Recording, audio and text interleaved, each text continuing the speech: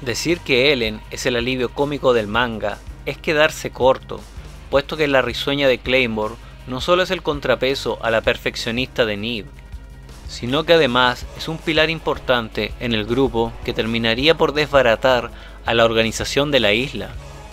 El nivel de humanización que imprimió el autor en el personaje hace mucho más llevadera la historia, ya que la mayoría de las guerreras suelen ser bastante serias y discretas. En cambio, Ellen es la única que come por puro placer y se ríe en situaciones tensas, traspasando una sensación de gozar la vida como humanas y no como medio yoma. La elástica guerrera, al ser un experimento de Dae, quien le colocó no solo la carne y la sangre del yoma, sino además parte de sus seres queridos, logró ser una de las 4 Claymores capaces de exceder su límite normal sin llegar a despertar, incluso regresando a su forma humana con mayor facilidad. Y si añadimos que le dio ánimo a Nive para que recordase que sentir miedo era normal en un humano, entonces tenemos a uno de los personajes más importantes en el desarrollo de la trama, de cómo las guerreras se niegan a morir como monstruos despertados.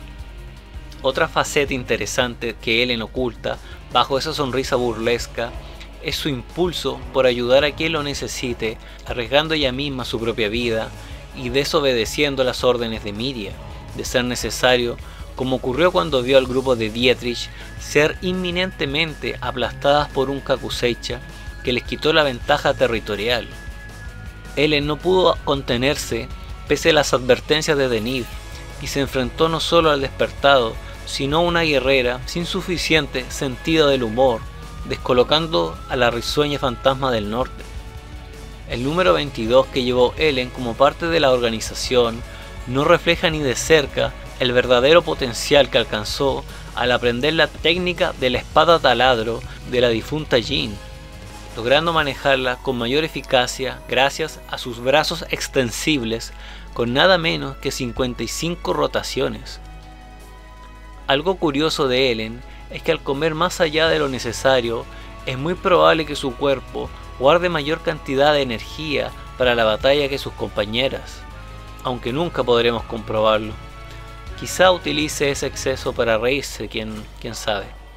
Otra demostración de su nivel de humanidad fue cuando recibió una herida por el despertado en las montañas, haciéndola llorar por estar al borde de la desesperación y no poder defender su propia vida.